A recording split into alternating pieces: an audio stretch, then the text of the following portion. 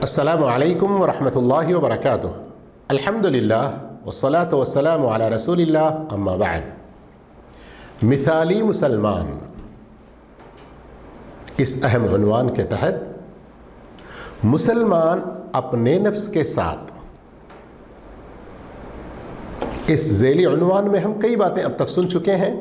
آج 17ویں ایپیسوڈ میں کچھ اور باتیں سننے جا رہے ہیں۔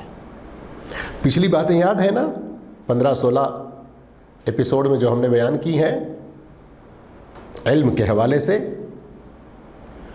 ایک مسلمان کے لیے ضروری ہے کہ وہ دوسروں کے لیے ایک بہترین آئیڈیل بن کے رہے، تو پھر اس دنیا میں مختلف قومیں ہیں، مختلف زبانیں بولنے والے لوگ ہیں، تو ہم اپنی ہی زبان پر اکتفا کر کے نہ بیٹھیں۔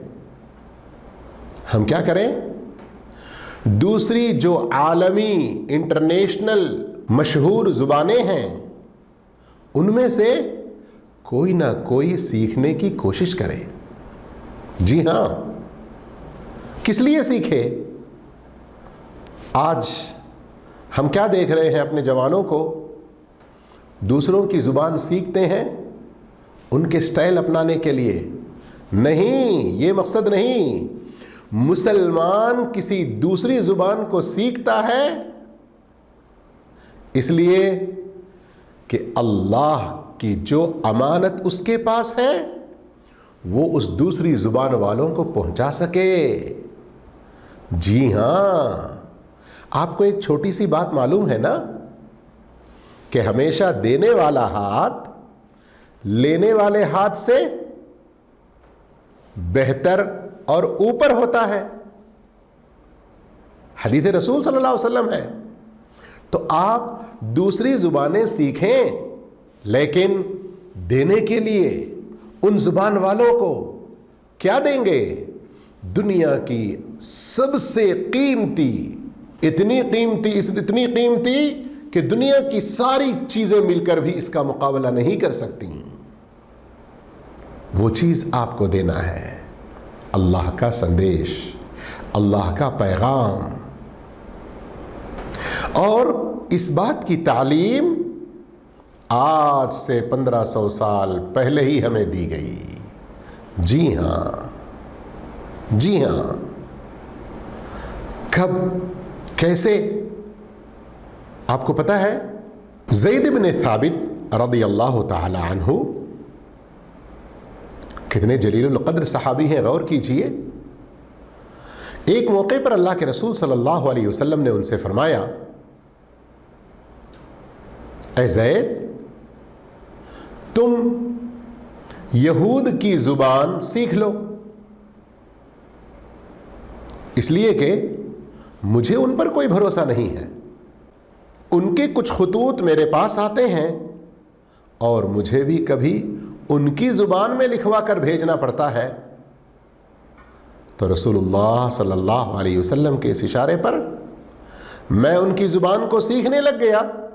دیکھتے دیکھتے آدھا مہینہ نہیں گزرا کہ میں ان کی زبان کو اچھی طرح سے لکھنے اور سمجھنے والا بن گیا۔ جی ہاں، کوئی مشکل بات نہیں ہے۔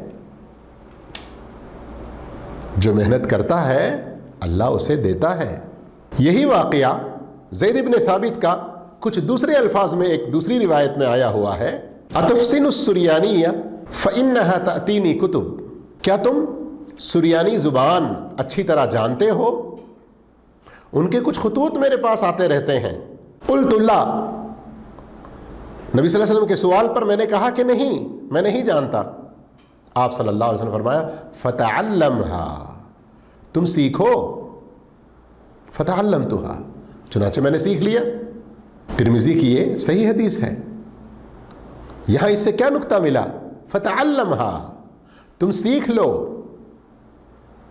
اللہ کے نبی صلی اللہ علیہ وسلم کا پیغام ان کی زبان میں ان تک پہنچانے کے لیے، اللہ کے رسول صلی اللہ علیہ وسلم نے ان کے خطوط کے جواب دینے کے لیے، ان کے خطوط پڑھ کر سنانے کے لیے، تو اس طرح یہ جو اللہ کے رسول صلی اللہ علیہ وسلم کی طرف سے اجازت ملی، صحابہ جو مدینے سے مختلف دور دراز کے علاقوں میں پھیل گئے، تو وہاں جن نئے علاقوں میں گئے جہاں پر عربی زبان نہیں تھی، وہاں کی زبان سیکھ کر انہوں نے وہاں دین کا کام کیا۔ عبداللہ بن زبیر رضی اللہ تعالیٰ عنہ کے بارے میں آتا ہے کہ وہ کئی زبانوں کو جانتے تھے، بلکہ ان کے پاس بہت سارے غلام تھے جو الگ الگ زبانیں بولنے والے، اور وہ ان سے ان کی زبانیں سیکھ کر ان کی زبانوں میں ان سے بات کرتے۔ مستدرک حاکم اور دوسری بعض کتابوں سے ایک بات یہ معلوم ہوتی ہے کہ عبداللہ بن زبیر اتنی ساری زبانیں جو جانتے تھے، اگر دنیا کی اس ناحیے سے اگر کوئی ان کو دیکھتا، کیا عجیب بات ہے، دنیا دار آدمی ہے کیا ہے، ایسا محسوس کرتا۔ لیکن جب ان کی عبادت، آخرت کی فکر، ان کی تقوی پرہیزگاری کو دیکھتا تو کہتا کہ یہ کیسا عجیب آدمی ہے، دنیا سے اس کو کوئی لینا دینا ہی نہیں ہے۔ میرے بھائیوں، صحابہ اکرام ایسی قربانیاں پیش کر کے تو ہی دنیا کے کونے کونے تک اسلام کو پہنچا دیے تھے۔ آج ہم دنیا کے کونے کونے میں ہیں، لیکن اپنا اثر و رسوخ چھوڑنے کے بجائے ہم دوسروں کا اثر قبول کرتے ہیں۔ موجودہ اس ترقی یافتہ زمانے میں ہر طرح کی دنیا میں پھیلی ہوئی مشہور زبانیں، لینگویجز ہمیں سیکھنی چاہیے، اور ان زبانوں میں ہم ایک اچھے ماڈل بن کر دوسروں کو اللہ کا دین پہنچاتے ہوئے، ہم خود اسلام پر اچھی طرح عمل کرتے ہوئے دنیا کی ان ترقیوں میں ہم ساتھ ساتھ چلتے ہوئے اللہ کے دین کو دوسروں تک پہنچائیں۔ بس ایسی چیزوں سے باز رہیں جو اسلام کی روح سے ناجائز یا حرام میں آتی ہیں۔ باقی اللہ رب العالمین نے جو مجال کھلا رکھا ہے، میدان ہمارے لیے ہے، بس ہمیں شہسوار بن کر آگے بڑھنے کی ضرورت ہے۔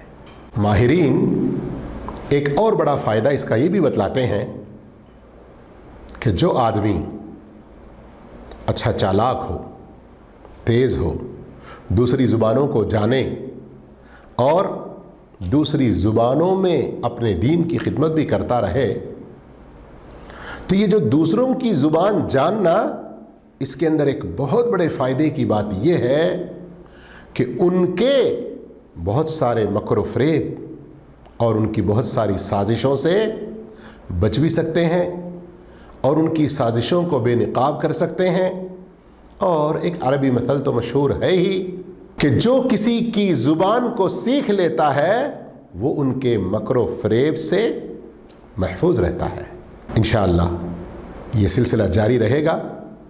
مسلمان اپنی روح کے ساتھ، یہ بھی ایک ایسا شوق دلانے والا معلوماتی سلسلہ جو اگلے ایپیسوڈ سے شروع ہوگا، اس کا انتظار کیجئے۔ اللہ ہم سب کو نیک توفیق دے، پھر ملاقات کریں گے۔ السلام علیکم ورحمۃ اللہ وبرکاتہ۔